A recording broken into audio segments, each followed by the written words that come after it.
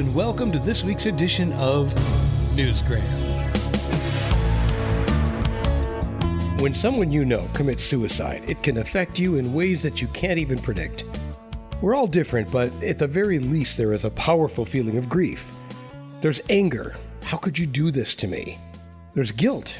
I should have seen the signs, should have been able to do something about it. And there is confusion. And when it's your child, the effects are even more devastating. If you don't have a mental breakdown right away, you still have to work through the depression and the anxiety.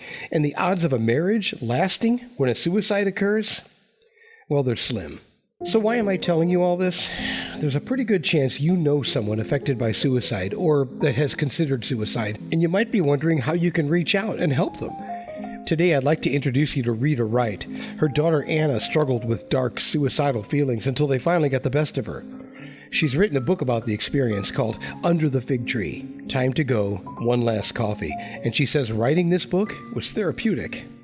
I just couldn't come to terms with her not physically being around me, or laughing, or crying, or us holding hands or doing something.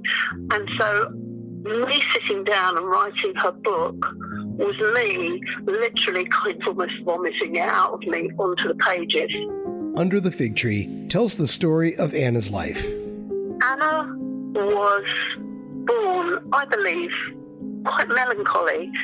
Out of my three children, she was the only one that she just wanted my skin all the time.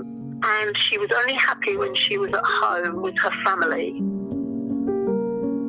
Anna was a gifted artist, and you can see her work on the cover of the book and the gallery inside. She drew a picture of a lady holding a handbag, and she was preschool, and the social worker said, "I've never seen a child draw like this with this detail." And you'll see in the book later on when you look in the gallery, you'll see how detailed her work was. And as an adult, she was very socially anxious, couldn't bear noise. And I believe there's something in her DNA that made that happen. She was such a loving, caring soul, and it seemed as though her empathy was something she really struggled with. When you care so deeply about the state of the world or things happening outside your control that it affects your diet, it's a definite cause for concern. In fact, learning how to express dark and suicidal thoughts before we reach crisis point is one of the central messages in this book. Here, Rita talks about the time Anna was sent to Delhi to produce a series of designs.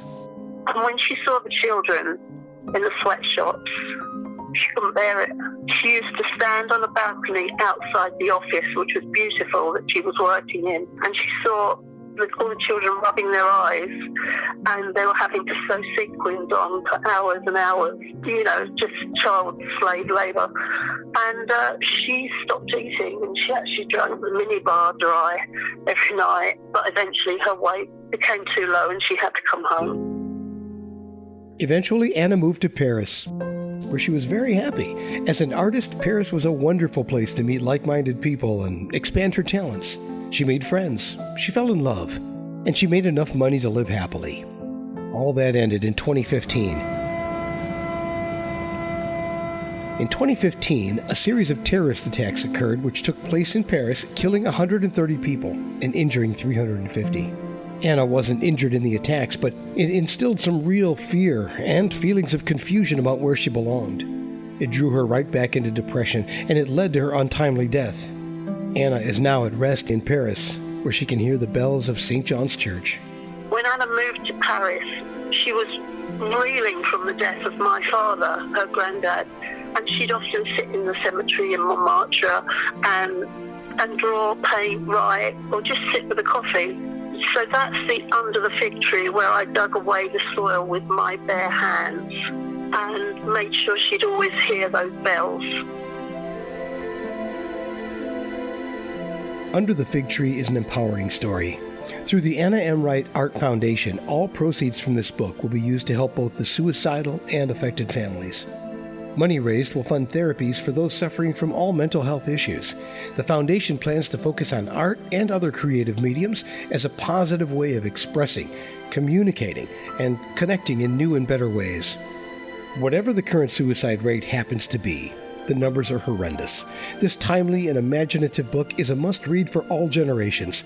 Download a copy today from authorhouse.com or barnesandnoble.com. And there's a link for you right there in the show's description.